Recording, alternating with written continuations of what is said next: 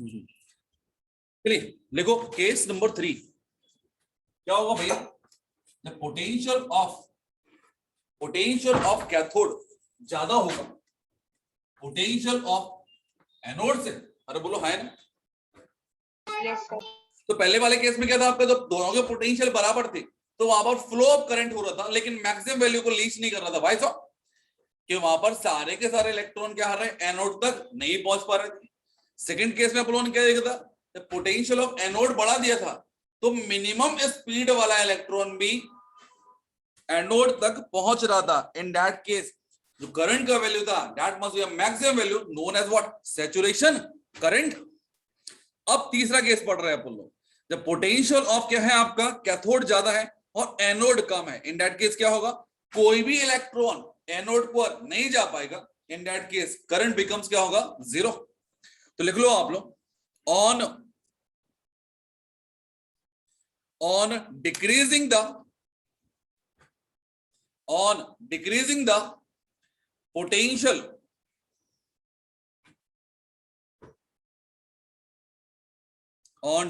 the potential of anode, photoelectron will be retarded.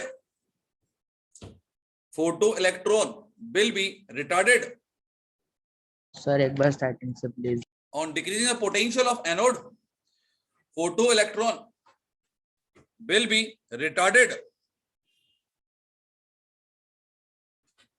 Decreasing the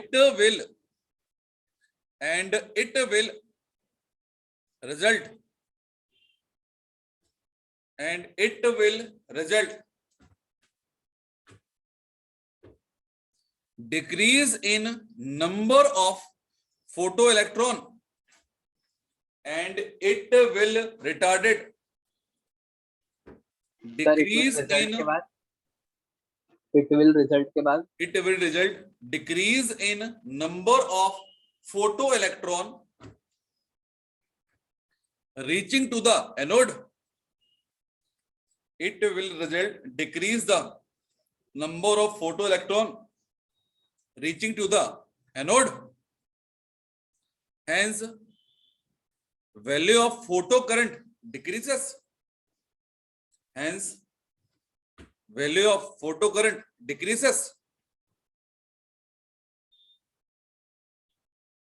लिख लिया, आगे लिखो आप लोग। सर ये सिर्फ डिक्रीज होगा या मतलब जीरो हो जाएगा पूरा? नहीं बेटा, अपन डिक्रीज अपन ऐसा नहीं कर रहे कि अपने बहुत कम कर दिया, अपन धीरे धीरे कर रहे हैं, कम करते यार।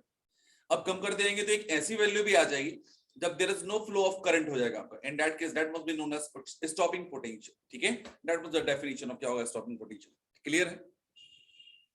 Okay sir. धीरे धीरे आप लोग क्या कर रहे हैं, एनोड वाली वैल्यू क्या कर रहे हैं, कम करते जा रहे हैं। तो लिखना आप लोग, on further decrease in potential of anode, on further decrement of potential of anode, a potential also exists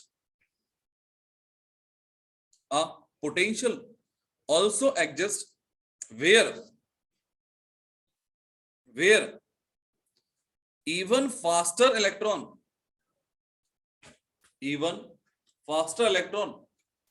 will be failed. Even faster electron will be failed to reach anode.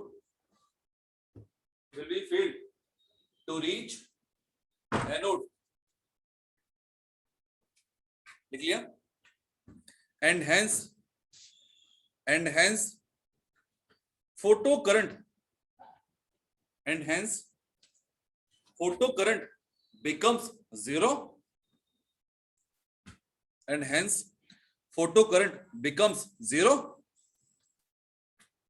समझे क्या? Yes sir. Next para change कर दो आप लोग, फिर से अपन define कर दे रहे हैं स्टॉपिंग पोटेंशियल को। लिखना आप लोग, the potential of anode relative to the relative to the cathode, relative to the cathode at which sir आप रिपीट कर सकते हैं? potential of anode relative to the cathode at which photo current just stop, photo current just stop is called stopping potential. लिख लिया? photo current is called stopping potential.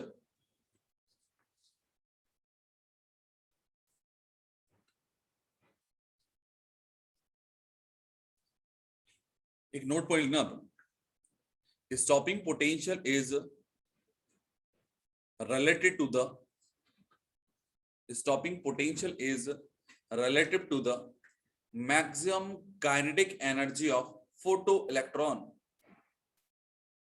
Stopping potential is relative to the maximum kinetic energy of photo. Sir ये वाला repeat करना एक बार.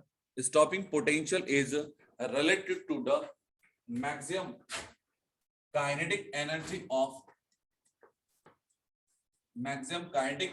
of photoelectron. मतलब K E maximum equals to it is E V not, और लिख देना आप लोग वी नॉट क्या है आपका, V not equals to stopping potential, V not equals to क्या है, stopping potential.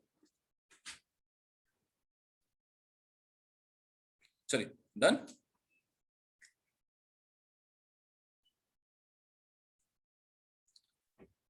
Done.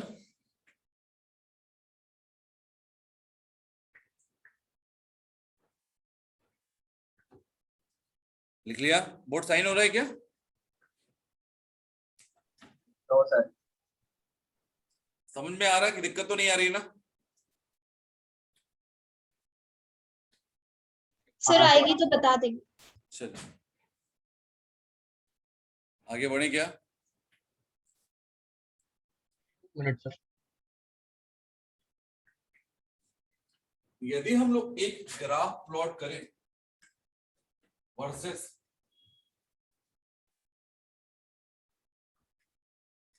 Potential of anode cathode लिख दिया. अब बात करें बच्चे अपन लोग, एनोड का पोटेंशियल ज्यादा होना चाहिए करंट फ्लो होने के लिए कि कैथोड का? Sir anode. Anode. Because cathode का तो अपना फिक्स वैल्यू था. इन दैट केस इसको डिफाइन कर रहा हूं, it is potential of anode minus potential of cathode. ऐसा बोला मैंने कि यदि बात करें बच्चे अपन लोग potential of anode and cathode, यदि दोनों का वैल्यू बराबर होगा, that must be a zero value. बोलो हाँ है ना? तो इन दैट केस जब जीरो वैल्यू होगी तब फोटो करंट होगी, हाँ या ना? Yes sir. बिल्कुल होगी. तो मैंने बोला यहाँ पे कि फोटो करंट क्या होगी आपकी, होगी जब यदि बात करें बच्चे हम लोग पोटेंशियल ऑफ क्या हो गया आपका, एनोड कम हो गया और कैथोड क्या है ज्यादा है, दैट मस्ट बी क्या होगा, negative value. In that case एक ऐसा वैल्यू होगा पोटेंशियल का जिस पर वैल्यू ऑफ फोटो करंट क्या होगी आपकी, वैल्यू ऑफ फोटो करंट क्या होगी आपकी, कुछ इस टाइप से आएगी. अरे बोलो.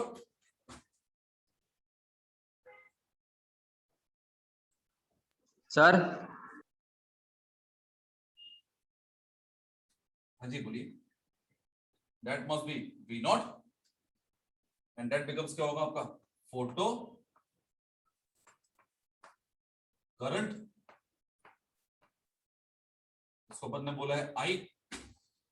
जब एक वैल्यू ऐसी आएगी इसके बाद में क्या होगा, constant current study, sorry constant current क्या होगी, फ्लो होने लगी. In that case that must be known as what, saturated.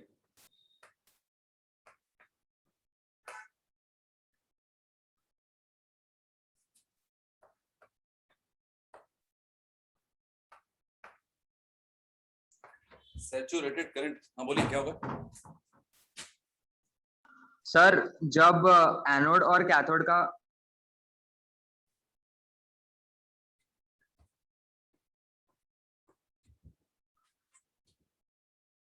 Sir आप एक बार ग्राफ वापस एक्सप्लेन कर सकते हैं? क्या? एक बार ग्राफ वापस एक्सप्लेन कर सकते हैं? हाँ कर सकते हैं ना, कोई दिक्कत नहीं। मैंने बोला है आपकी जब स्टॉपिंग पोटेंशियल होगा इन दैट केस क्या होगा, वैल्यू ऑफ फोटो करंट क्या होगा, 0। Yes sir. अब स्टॉपिंग पोटेंशियल से यदि वैल्यू बढ़ रही है तो करंट का वैल्यू धीरे धीरे क्या हो रही है, बढ़ती आ रही है। हाँ सर। अब एक कंडीशन ऐसी आएगी जब दोनों के पोटेंशियल क्या होंगे, इक्वल होंगे, दैट मस्ट बी क्या होगा, पोटेंशियल डिफरेंस क्या होगा, 0। Yes sir. तो फोटो करंट होगी आपकी धीरे धीरे और बढ़ती आएगी, जैसे जैसे वैल्यू ऑफ पोटेंशियल ऑफ ए बढ़ेगा वैसे वैसे बढ़ती आएगी और एक मैक्सिमम पीक तक पहुंचेगी, दैट मस्ट बी क्या होगा, सैचुरेटेड करंट। Yes sir. अरे बोलो है ना। इन दैट हाँ केस सर। क्या होगा कि सारे के सारे इलेक्ट्रॉन जितने भी हैं सारे के सारे क्या करेंगे, एनोड को रीच करेंगे, इन दैट केस क्या होगा, that must B maximum value. ठीक है ना, मतलब Yes. इससे ऊपर नहीं बढ़ेगी करंट। ठीक है यस सर हाँ जी ठीक है। आप अगेन एक नोट पॉइंट देखना, next note, on increasing the intensity of light, on increasing the intensity of light, sir एक बार repeat. on increasing the intensity of light, the stopping potential will not change,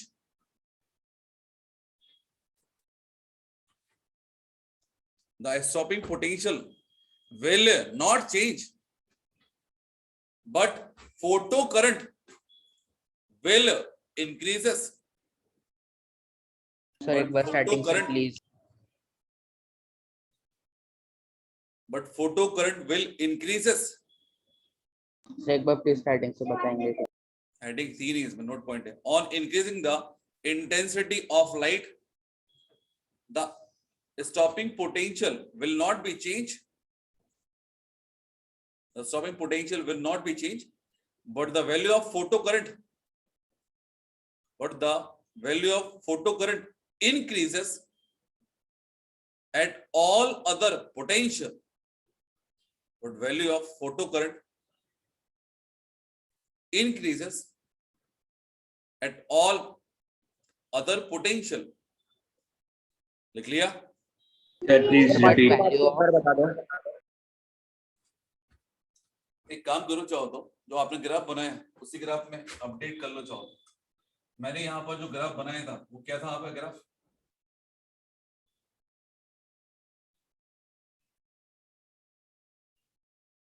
कुछ इस type से graph था।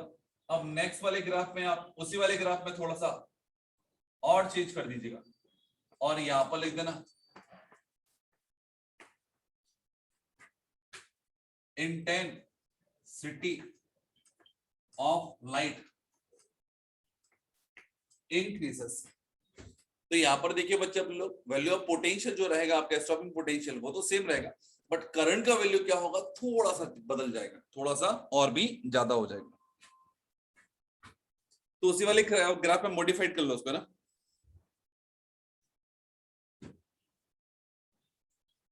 चलिए आगे बढ़े क्या,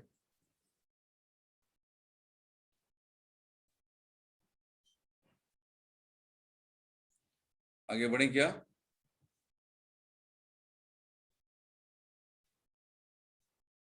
यस सर। Yes sir.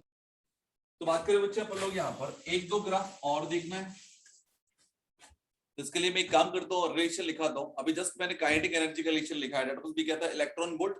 एक रिलेशन आपको ऑलरेडी पता है, तो मैंने बोला यहाँ पे कि काइनेटिक एनर्जी इक्वल्स टू होता है, it is H nu minus क्या होता था, फाई, याद है?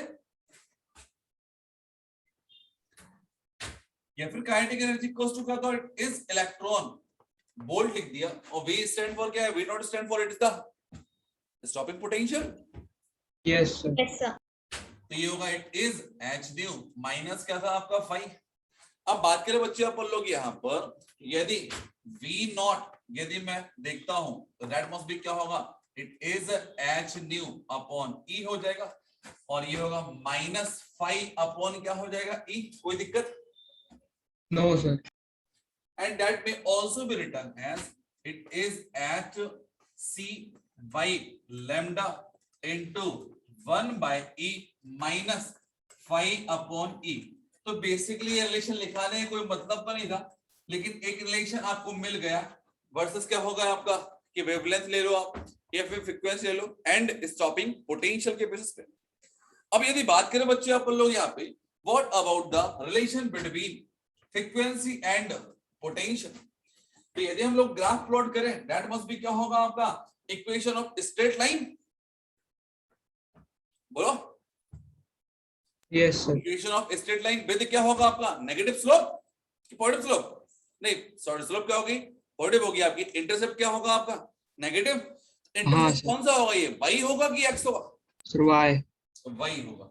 इन दैट केस y इंटरसेप्ट को दिखाने के लिए और बस इधर नेगेटिव वैल्यू है, तो मैं एक काम करता हूं कि यहां से ये लेके आया that must B this one. अरे बोलो हाँ है ना, तो ये हम लोग पोटेंशियल वर्सेस आइदर फ्रीक्वेंसी और 1 अपॉन वेवलेंथ के बीच में कर रहे ग्राफ प्लॉट कर रहे हैं, और हम चाहे तो यहाँ पे अलग अलग वेरिएंट ले सकते हैं।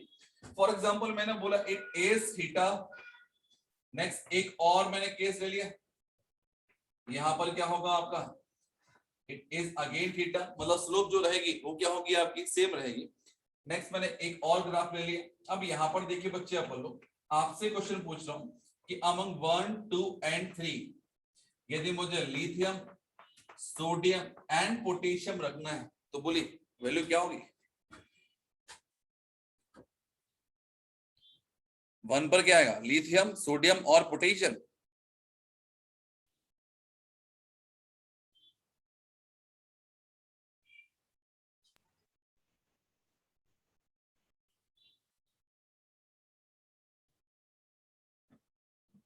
सो 1 पे लिथियम आएगा क्या? आप बताइए। 1 पे लिथियम आएगा, 1 पर लिथियम आएगा, 2 पर क्या आएगा फिर? सोडियम, और फिर 3 पे पोटेशियम। चलिए वो सही बोला आपने, क्लास में ऐसा बोल सकता potassium, sodium and lithium. And what about the reason behind it?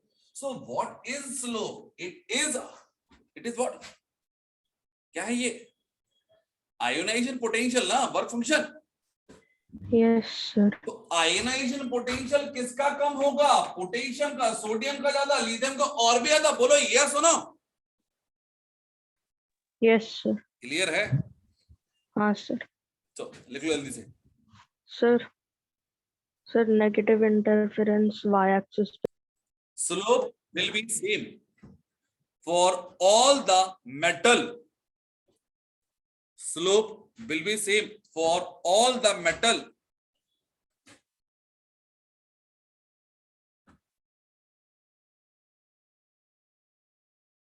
लिख लिया?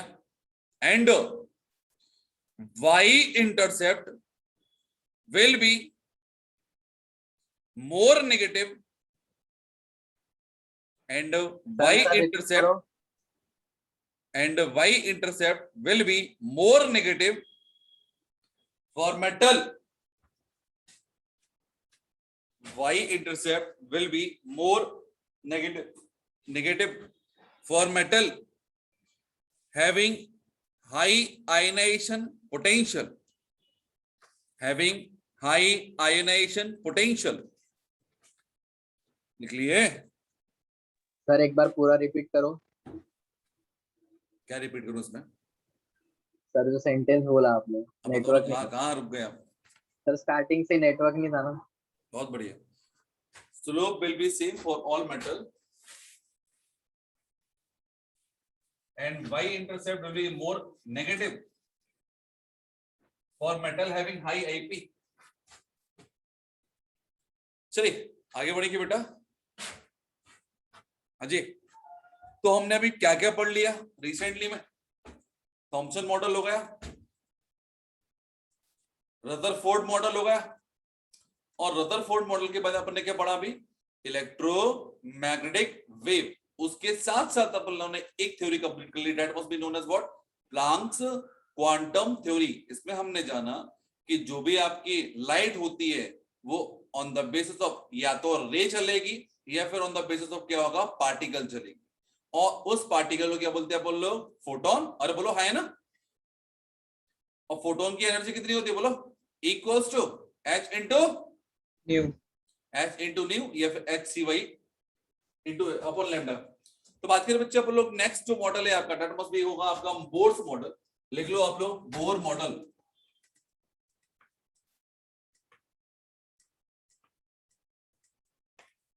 तो बोर ने क्या कॉन्सेप्ट दिया था बोलो?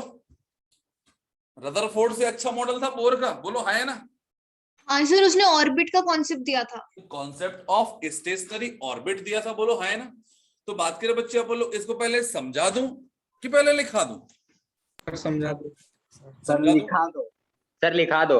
ये तो पता होगा तुम लोग को, वैसे बोर मॉडल तो बहुत सी बार पढ़ चुका हूं, लेकिन फिर भी एक काम करते हैं, एक डायग्राम बना के देख लेते हैं। बाकी ये रहेगा कि हाँ समझ लेंगे अपन लोग। प्रिंसिपल क्वांटम नंबर पढ़ा है तो इसी के बारे में इसने बताया। सबसे पहले तो बात करें बच्चे अपन लोग दैट इज न्यूक्लियस। दिख रहा है आपको? ठीक है, न्यूक्लियस के बाहर दिया आपको first orbit n equals to क्या होगा? It is 1, that must be known as what? कौन सी सेल बोलते हैं इसको? KLMN। के यस सर। नेक्स्ट बात करें बच्चे अपन लोग सेकंड जो ऑर्बिट है आपका,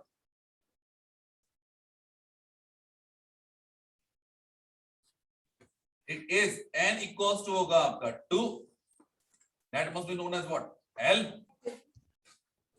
ठीक है सर। नेक्स्ट दिया आपको third orbit, it is n equals to 3। Next दिया आपको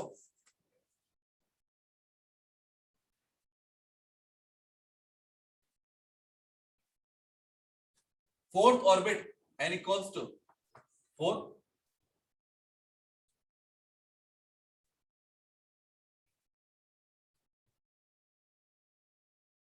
नेक्स्ट दिया fifth orbit, n equals to 5।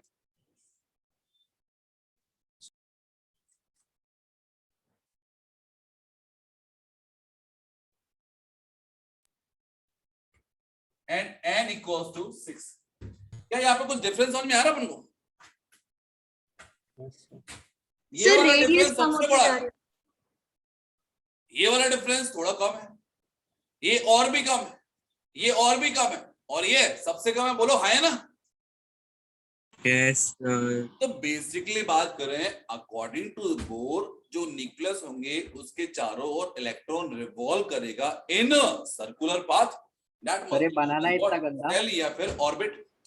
Next बात करते हैं हर एक ऑर्बिट की एनर्जी फिक्स है, तो इलेक्ट्रॉन आइदर इस ऑर्बिट में होगा और इस ऑर्बिट में होगा। ऐसा नहीं है कि बीच में इलेक्ट्रॉन क्या हो रहा है आपको फ्री स्पेस में घूम रहा है, that must B empty space.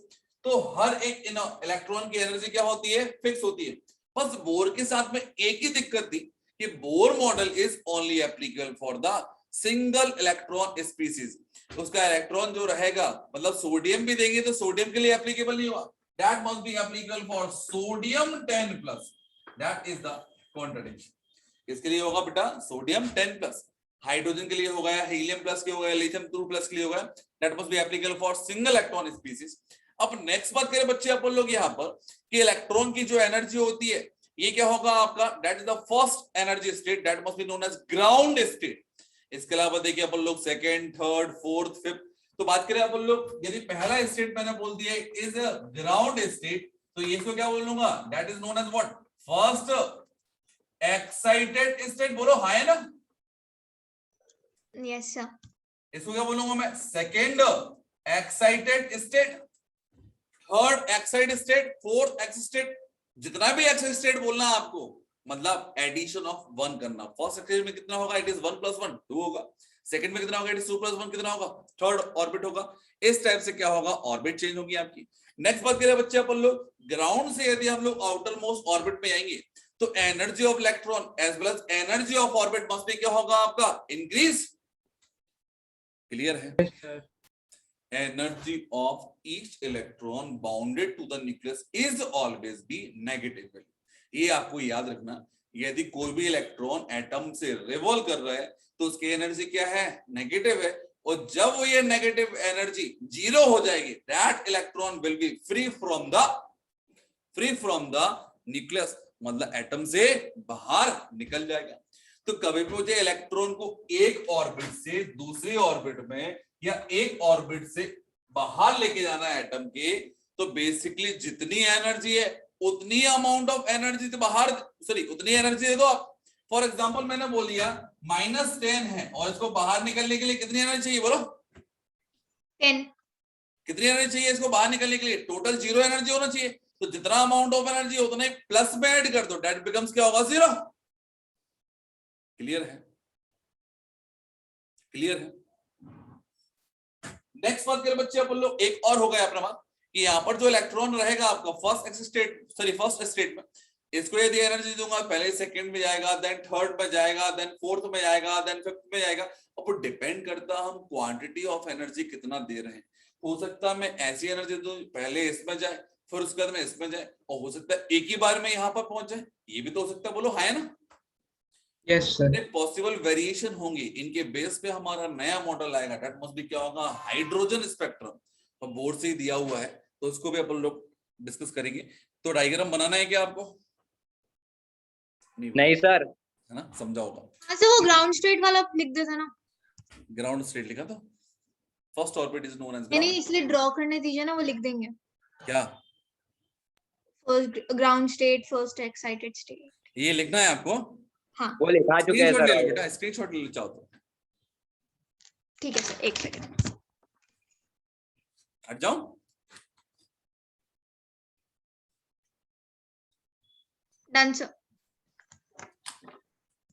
देखो बेस्ड ऑन बोर मॉडल, इसमें लिखना आप लोग, based on classical law of physics, based on classical law of physics. तो एटॉमिक स्ट्रक्चर आप लोग नेक्स्ट ईयर पढ़ेंगे, आप लोग 12th क्लास में ना, फिजिक्स में। सर क्लासिकल के आगे क्या था? हाँ जी, sir based on classical law of physics लिख लिया? एक बार वापस रिपीट कर सकते हैं title? Bohr model is based on classical law of physics. लिखना आप लोग, Bohr introduce the concept of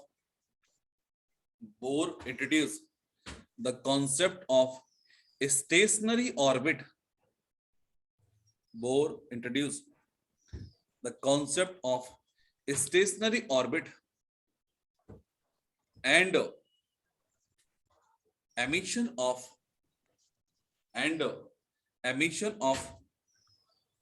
sharp spectral Bohr introduced concept of stationary orbit and sharp spectral line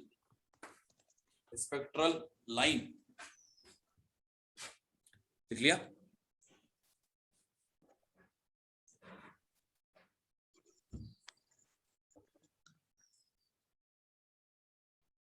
लिख लिया? Yes sir. लिखो नेक्स्ट हेडिंग, पोस्टुलेट्स। जल्दी लिखो बेटा, नहीं तो कल एक्स्ट्रा क्लास लगा दूंगा तुम लोगों की। सर क्या है हेडिंग? पोस्टुलेट्स लगा दूं कल एक्स्ट्रा क्लास? हाँ सर, एक्स्ट्रा क्लास के साथ टीसीएस भी लगा दो। सर बायो की नहीं क्लास सर। और इन बेचारों का पेपर है। सर, टेस्ट भी है सर, रहने दो सर। और सर बायो की 3 नंबर टेस्ट क्लास है। है ऑलरेडी। क्यों परिणीति देखे कितने राउंड बचे तेरे बेटा? चलो लिखो, एटम कंसिस्ट ऑफ, अरे तुम लोग यार बड़ी बेकार बात हो गई लेकिन, है ना ये सर एक्चुअली हेडिंग क्या है? स्प्लिट कराऊंगा इस चीज को, है ना, ये मेडिकल और आईआईटी वाला सिस्टम। सर हेडिंग बताओ हेडिंग। पोस्टुलेट्स में फर्स्ट पॉइंट लिखना, atom consist of. Sir heading में पोस्टुलेट्स डालना है? हाँ जी, पहला पॉइंट लिखो इसमें, atom consist of positive charge nucleus. Atom consist of positive charge nucleus having almost entire mass, entire mass. लिख लिया? Yes, sir. सेकेंड पोस्टुलेट लिखो आप लोग, electrons revolve around the nucleus. Electron revolves around the nucleus in closed circular orbit, in closed circular orbits numbered as 1 2 3 4।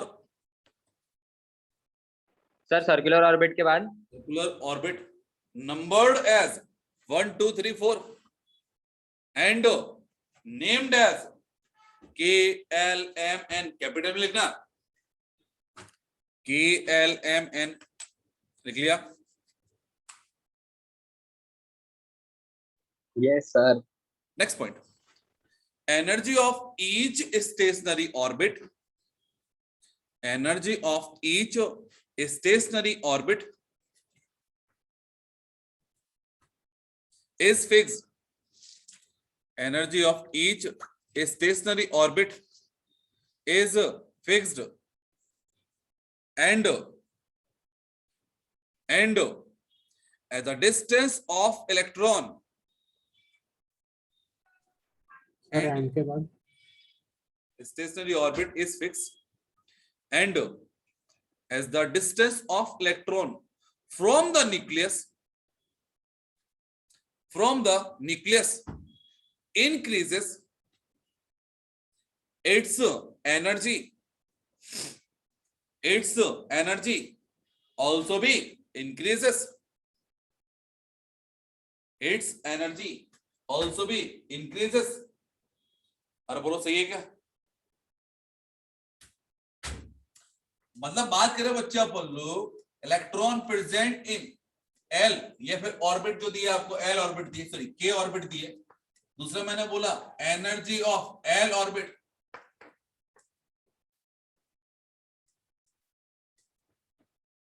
इन तीनों में देखे बच्चे अपन लोग किसकी एनर्जी ज्यादा होगी, के की, एल की एम की?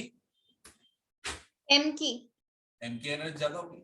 मतलब बात करें बच्चे अपन लोग यहाँ पर देखते हैं तो यहाँ पर सबसे आउटर मोस्ट ऑर्बिट के बाहर जो ऑर्बिट होगी वो बेसिकली ऑर्बिट नहीं होगी, डेट मस्ट बी क्या होगा, इनफाइनाइट स्पेस होगा। इन दैट केस एनर्जी होगी कितना, 0। जब एटम से इलेक्ट्रॉन बाहर होगा इन that case that must contain क्या होगा, सबसे ज्यादा एनर्जी। कितनी एनर्जी होती है उसके पास में, 0 प्लस एडिशनल चार्ज जो होगा दैट मस्ट बी क्या होगा, उसकी काइनेटिक एनर्जी।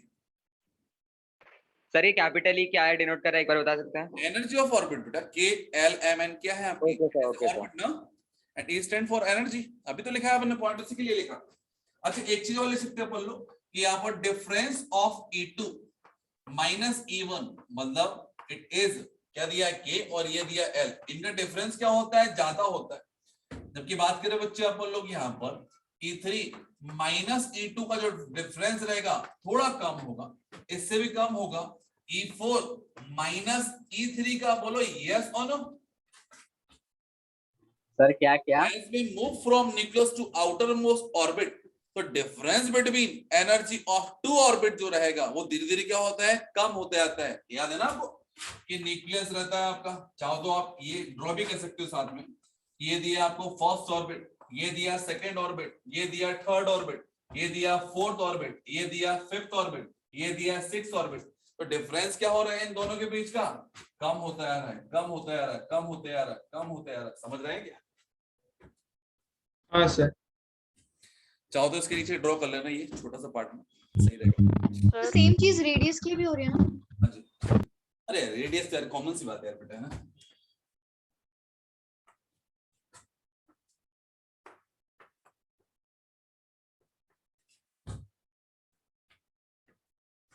चलो नेक्स्ट पॉइंट लिखें, एक सेकंड सर।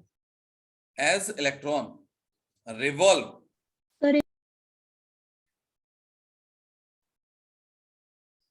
नहीं लिखना, पॉइंट छोड़ दो। सर हाँ बोलो। सर जो आयोनाइजेशन पोटेंशियल रहता है इलेक्ट्रॉन्स का निकालते वक्त, तो वो ये जो ऑर्बिटल की एनर्जी है उस पे कुछ डिपेंडेंट रहता है क्या, या फिर उससे कुछ रिलेटेड है? ऑर्बिटल नहीं बेटा, ऑर्बिट। हाँ सर, ऑर्बिट का मतलब अगर बाहर वाला है सबसे एक्चुअली में क्या होता है कि आयनेशन एनर्जी अकॉर्डिंग टू देखिए अपन लोग यहाँ पर बोर के अकॉर्डिंग अलग चलता है आपका, और वैसे अपन लोग नॉर्मल चलाते हैं तो वो अलग चलता है कि bore is based on single electron system. हाँ सर। अब वो इलेक्ट्रॉन यहाँ पर है, यहाँ पर है, यहाँ पर है, यहाँ पर है। हमारे अकॉर्डिंग तो पहला इलेक्ट्रॉन तो हमें से क्या होना चाहिए, आपका फर्स्ट ऑर्बिट में होना चाहिए। अब बोर के अकॉर्डिंग कहीं पर भी किस एनर्जी पे, दैट इज डिपेंड्स ना। तो हम किसी भी ऑर्बिट पर हाँ सर। इलेक्ट्रॉन होगा उसके बेसिस पे हम लोग एनर्जी ऑफ इलेक्ट्रॉन निकाल पाएंगे न्यूमेरिकल वे में। यहाँ पर अपन लोग बकायदा वैल्यूज के फॉर्म में निकालेंगे, ठीक है। Okay sir. सर मुझे लगा कि अगर सबसे बाहर है तो सबसे ज्यादा एनर्जी कंटेन करेगा, तो सबसे ज्यादा एनर्जी कंटेन कर रहा है तो सबसे लीस्ट एनर्जी लेगा आपको बाहर निकलने के लिए। Okay sir, okay sir. ठीक है, लिखो आप, as electron revolve in any, as electron revolve in any stationary orbit, as ना as electron revolve in any stationary orbit, it neither absorb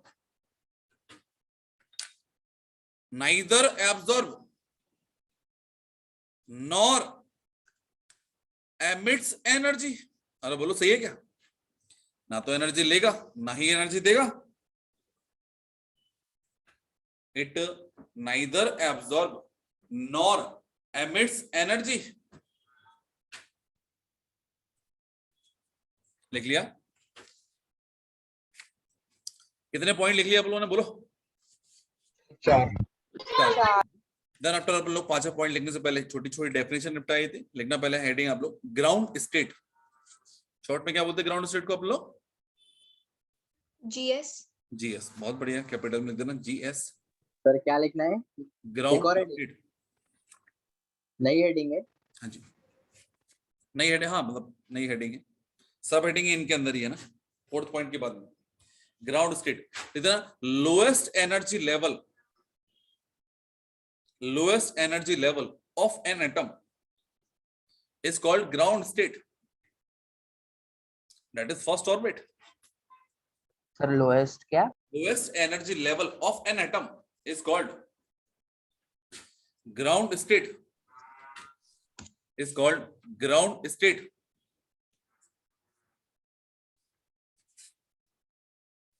लिख लिया? is called ground state, that is first orbit, that is first orbit। and n equals to 1, and n equals to 1। लिख लिया? yes sir। Next point, excited state. Excited state को क्या लिखोगे आप लोग short form में? Capital E, capital S, capital E S, excited state.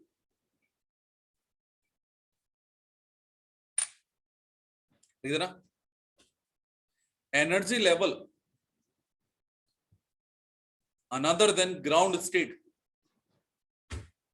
energy level another than ground state are called excited state। energy level another than ground state are called excited state। लिख लिया? For example मैंने बोला यहाँ पे second excited state means what? कौन सी orbit होगी? First, second और third? Third. It is third orbit. यदि बात करें बच्चे आप लोग फिफ्थ एक्साइटेड स्टेट मींस कौन सी ऑर्बिट होगी? Sixth orbit. लिख लीजिए?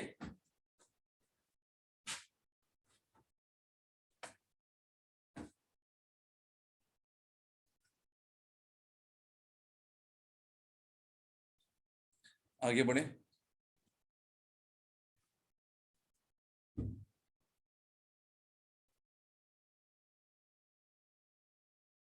आगे बढ़े। Yes, sir. Next for example, when an electron jumps from, sir इसमें ही है। next point, fifth point है ना, fifth point, when an electron jumps from higher to lower energy level,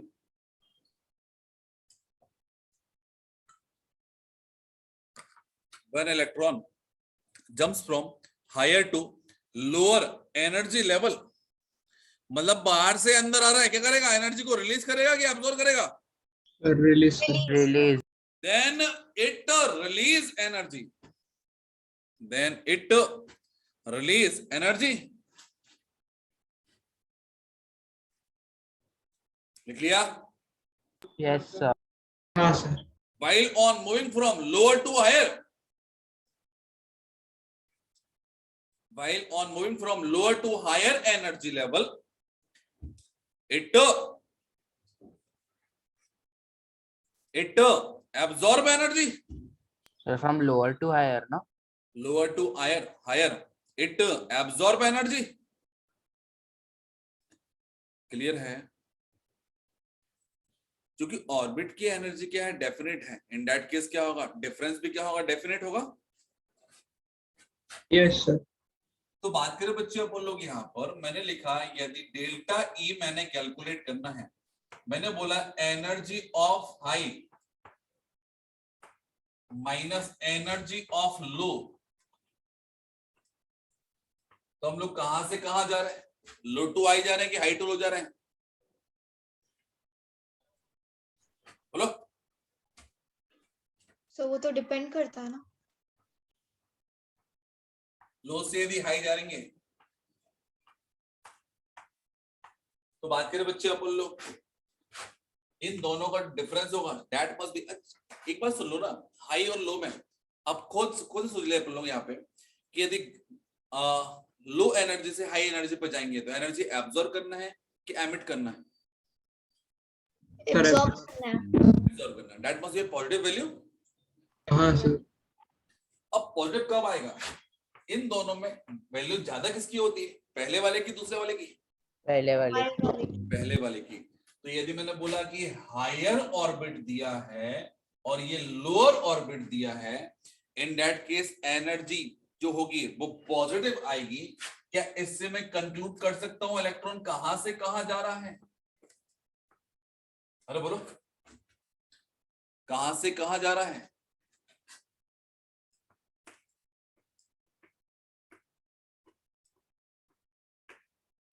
तो फ्रॉम लोअर टू हायर जा रहा है।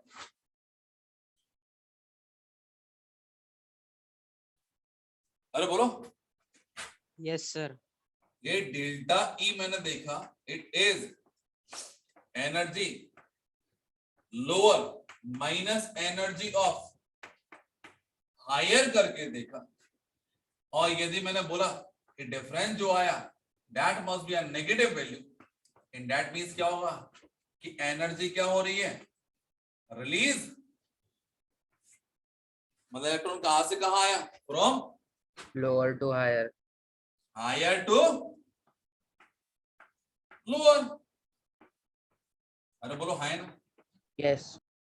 तो ये होता है आपका, it is final minus initial होता है बेटा ना, फाइनल माइनस इनिशियल। देख लीजिए सर यहाँ पे हम एनर्जी साइन के साथ डालते हैं कि सिर्फ मैग्नीट्यूड डालते ना ना बेटा, एनर्जी विद साइन डालो ना। अब याद रखना इसमें बड़ा कॉन्ट्रडिक्शन होता है ना। तो हमें ये तो पता है कि अंदर इलेक्ट्रॉन आएगा बाहर से तो एनर्जी को रिलीज करेगा। हैं? Yes sir. तो साइन क्या होगा? माइनस की plus.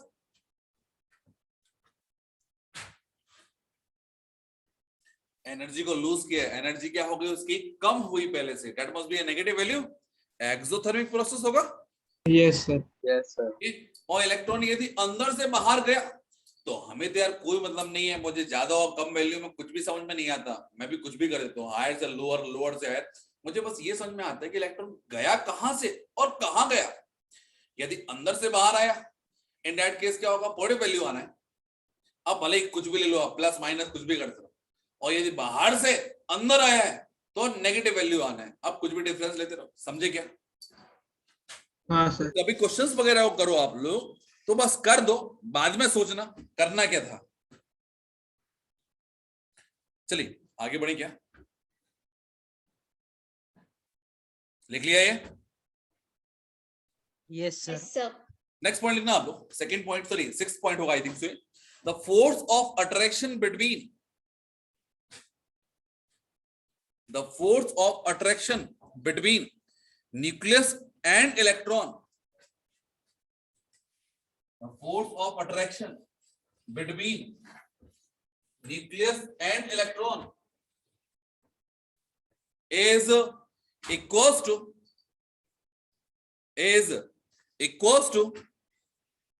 centrifugal force of moving electron, centrifugal force of moving electron। देखिए भैया क्या होता है ये, देखिए। Yes sir. तो बात करें बच्चे अपन लोग यहाँ पर, ये एक न्यूक्लियस दिया है और ये दिया है आपको एक ऑर्बिट, और यहाँ पर इलेक्ट्रॉन क्या कर रहा है, रिवॉल्व कर रहा है। पहला question, what is the charge on nucleus? That must B Ze। Yes sir. It is Ze charge होगा, बोलो है ना? Yes sir. And that becomes क्या होगा आपका अट्रैक्टिव फोर्स। क्या बोलेंगे इसको आप लोग? Coulombic force of attraction. Yes sir. तो न्यूक्लियस बेसिकली क्या कर रहा है, इलेक्ट्रॉन को पुल कर रहा है अपनी साइड। और ऐसा क्यों कर रहा है बोलो? बिकॉज न्यूक्लियस पे चार्ज क्या है, ज्यादा है। अरे बोलो। Yes sir. और इलेक्ट्रॉन जो रिवॉल्व कर रहा है उस पे क्या हो रहा है आपका, दैट मस्ट बी क्या होगा आपका टेंजेंशियल वेलोसिटी। और यहां पर देखिए अपन लोग कि जो फोर्स ऑफ अट्रैक्शन रख रहा है दैट मस्ट बी क्या होगा आपका, it is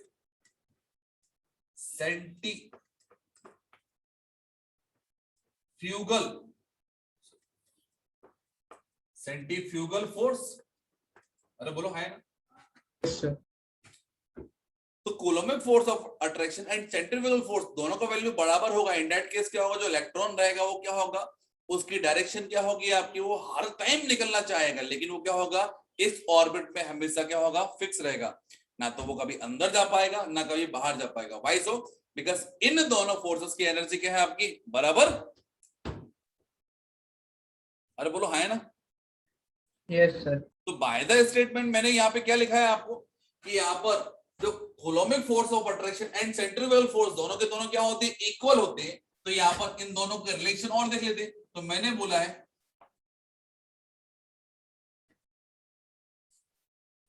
कूलोम्बिक force of electrostatic force of attraction F equals to, it is K Q1 Q2 upon R square। बोलो सही है क्या? Sir. K Q1 Q2 into R square। Yes sir. अब एक particle पर चार्ज Z है और इस पर क्या है E, ये क्या होगा, it is ZE into E, it become Z square. तो चाहो तो इसको अपन लोग लिखते हैं it is KZE square by R। और यदि हम बात करते हैं सेंट्रीफ्यूगल फोर्स का, क्या होता भैया ये, MV square. Centrifugal force F equals to क्या होगा, it is MV square by R, R square sir R. R. Is R। Equation number 1 बोल दिया, इक्वेशन नंबर 2 बोल दिया। तो हम इक्वेशन 1 और 2 को यदि इक्वेट करें तो लिख दिया मैंने फ्रॉम 1 and 2 सीधे रिलेशन क्या होगा भैया, इट इज कि ZE square upon R square बराबर क्या होगा, it is MV square upon R, that is the relation. Clear है? Yes sir. लिख लो भैया, इंपॉर्टेंट रिलेशन है, इससे अपन ने बहुत सारी लड़ाई लड़ना है। सब पर कूलम इस केस में v वेलोसिटी है ना, क्या, इस केस में v वेलोसिटी है ना, फिर से बोलो, v वेलोसिटी है ना। कैपिटल V सॉरी ये V इक्वल्स टू वेलोसिटी दी यहाँ पे, ठीक है, फ्रीक्वेंसी नहीं है। Yes sir.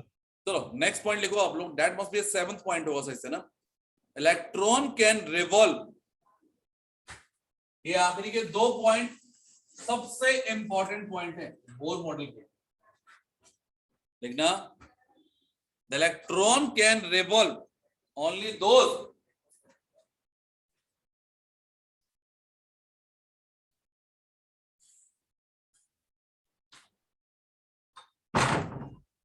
the electron can revolve only those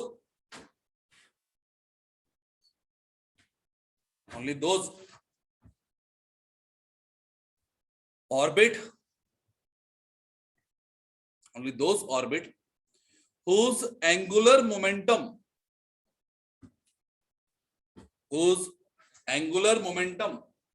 is a multiple integral of whose angular momentum is a multiple integral of h upon 2 pi, h upon 2 pi। लिख लिया? हाँ sir. And this is known as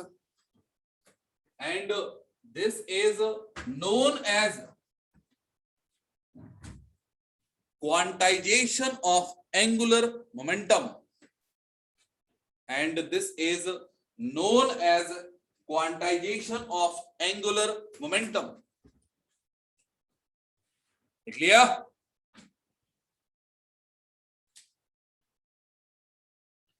बोलिए। तो बात करें बच्चे अपन लोग, momentum क्या होता है? MV क्या होगा मोमेंटम का? Mass into velocity. mass into velocity is mass into velocity. अब एंगुलर और बोल दिया तो यहाँ पर रेडियस और आना है, that must be known as what, it is MVR. MVR क्या होता है आपका? Angular momentum. इक्वल्स टू क्या होगा आपका? Whole number multiple, that is n बोल दिया, और ये होगा h upon 2 pi, h upon 2 pi. That is again a important relationship. अब what about the value of n? तो n इक्वल्स टू क्या है? Number of orbit, 1 2 3 4 5 up to जहां तक लिखे। तो यहाँ पर क्वेश्चन राइज करेगा आपका कि एंगुलर मोमेंटम क्या क्या हो सकता है एक इलेक्ट्रॉन के लिए, बताइए क्या क्या हो सकता है पॉसिबल। यदि ऐसा पूछूं possible value of angular momentum, that is MVR, क्या क्या हो सकती है बोलो? क्या h अपॉन 2 पाई हो सकता है? yes sir yes sir. क्या h अपॉन पाई हो सकता है? yes sir h upon pi भी हो सकता है। क्या 2h अपॉन पाई हो सकता है? Yes yes sir yes sir. Yes sir. क्या 3h अपॉन 2 पाई हो सकता है? No Yes. सर। हाँ sir Yes, sir. क्या 2h अपॉन 3 पाई हो सकता है? No sir. no नहीं हो सकता, No, sir. No, sir. नहीं हो सकता। क्या एच अपॉन 4 पाई हो सकता है? No, sir. No, sir. No, no, sir. No. No, sir. क्या 3h अपॉन पाई हो सकता है? Yes, हाँ, sir. Yes, sir. 3h upon pi हो सकता है? हाँ sir. हाँ, sir. हाँ, sir. क्या 0.5 h अपॉन पाई हो सकता है? Yes sir. नहीं। Sir. Yes, sir. Yes. क्या 1.5 h अपॉन पाई हो सकता है? Yes sir. Yes, Yes. sir. क्या 2.5 h अपॉन पाई हो सकता है? Yes sir. Yes, sir. ये है। तो ये अपन को थोड़ा सा ध्यान रखना है, बस ध्यान रखना n का वैल्यू क्या होगा, 1 से लेके जितना वैल्यू लेना हो ले सकते हो, ठीक है? सर सीधे सीधे कुछ भी हो सकता है ना। क्या सर सीधे सीधे तो कुछ भी हो सकता है ना। सीधे सीधे कुछ भी हो सकता है, मतलब क्या, n का वैल्यू अपन लोग इंटीजर लेना, आपको इंटीग्रल कुछ भी ले लो आप, 1 से लेके कुछ भी, ठीक है? n का वैल्यू 0.5 हो सकता है क्या? No sir. नहीं हो सकता है ना, दैट इज इनवैलिड होगा आपका। चलो जल्दी लिख लो, ये क्वेश्चन था आपका, ठीक है? नहीं पढ़ना चाहिए किसी को। एक नोट पॉइंट है ना, bore theory is only applicable, bore theory is only applicable for single electron system, Bohr theory is only applicable for single electron system. Like, बोलो कौन कौन से होंगे? Hydrogen, He plus, Hydrogen. lithium plus 2, beryllium plus. जल्दी लिखते आओ, देखो ये लड़की बोल रही है, hydrogen, helium plus, lithium 2 plus, carbon पे कितना प्लस लगाऊं? कार्बन में कुछ भी Plus नहीं 5. कार्बन में +5 लगाऊं। अच्छा यदि मैंने बोला ऑक्सीजन पे कितना प्लस लगाऊं?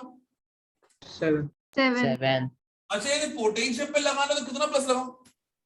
18 18 प्लस, क्लियर है?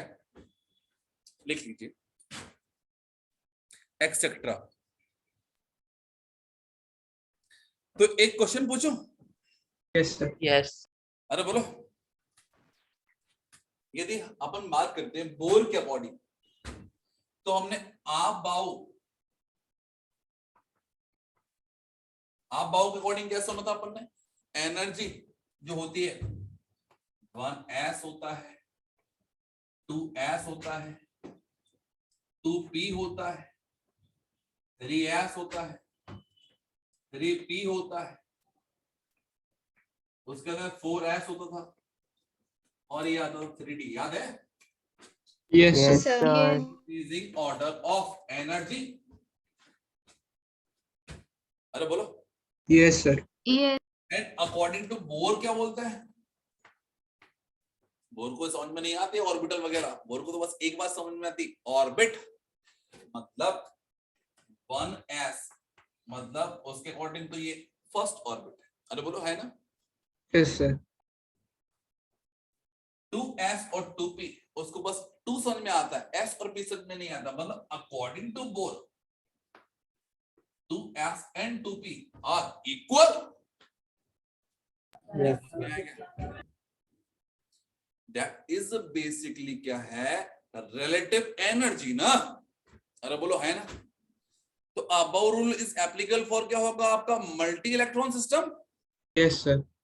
तो मल्टी इलेक्ट्रॉन में यहां पर भी इलेक्ट्रॉन भरे होंगे, यहां पर भी भरे होंगे, इन that case increasing order of energy follow करना।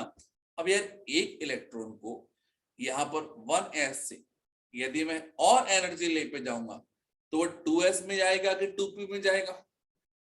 बोलिए। 2s में। 2p में जाएगा। तो हमें आंसर करना चाहिए सर 2s में ले जाओ या 2p में ले जाओ, क्योंकि दोनों की एनर्जी बराबर है, तो फर्स्ट से सेकंड ऑर्बिट में आ रहा है। इन दैट केस क्या एक ही इलेक्ट्रॉन तो है? Yes sir. समझ में आ रहा नहीं आ रहा? Yes sir. Single electron system के लिए जो ऑर्बिट्स जो दिए हैं आपके, ऑर्बिटल्स जो दिए हैं, सबशेल जो दिए हैं, सबशेल क्या होती है आपकी? सभी की एनर्जी बराबर होगी, मतलब बेसिकली बात करें हमारे अकॉर्डिंग ये फर्स्ट ऑर्बिट है, हमारे अकॉर्डिंग ये सेकंड ऑर्बिट है, और हमारे अकॉर्डिंग क्या है 3s बराबर 3p बराबर 3d। अरे बोलो हाँ है ना। देन आंसर आएगा आपका 4s 4p एक्सेट्रा। ये होगा आपका बोर सिस्टम।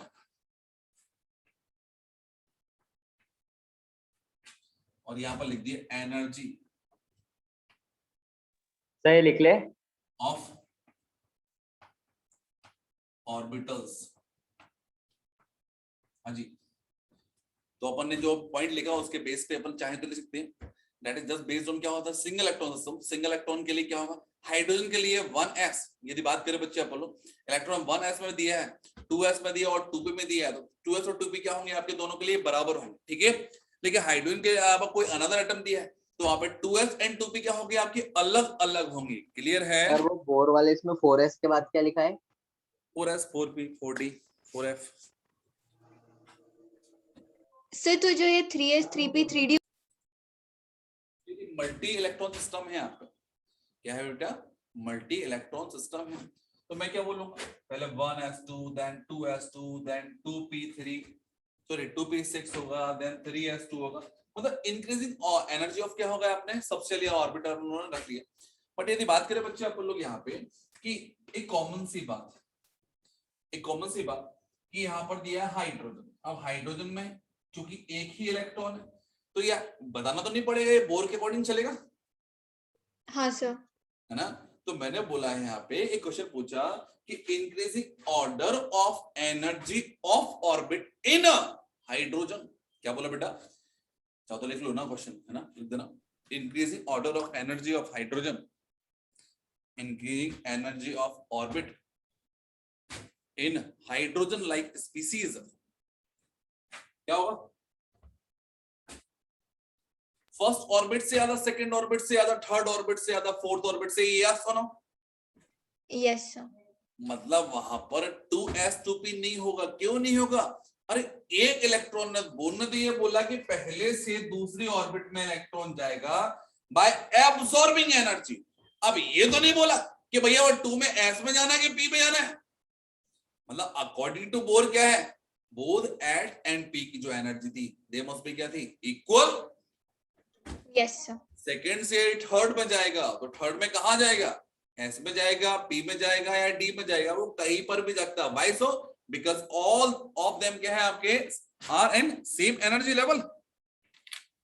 सर जी सर तो मतलब बोर ने हाइड्रोजन का जो एक इलेक्ट्रॉन था उसी को उछाला है इधर उधर, मतलब एक के बाद एक। अपन लोग यहाँ से इलेक्ट्रॉन यहाँ पर गए, in that case there is no electron available. अब वो इलेक्ट्रॉन यहाँ का कहां पहुंच गए, यहाँ पर पहुंच गए। हीलियम प्लस में एक इलेक्ट्रॉन था ग्राउंड स्टेट पे, तो हमेशा कहां होगा इलेक्ट्रॉन बोर का, ग्राउंड स्टेट पर, उसको कहीं पर भी घुमाओ। हाँ सर, ओके सर। ये है, तो ये ध्यान रखना। एक्चुअल में ये लॉजिकल क्वेश्चन आता है, उसमें 99% क्या होते हैं, गलत कर देते बच्चे। चलिए आगे बढ़े, करके लीव कर सकते। देख लो है ना, लिखना calculation of radius of Bohr orbit, calculation of radius in Bohr orbit।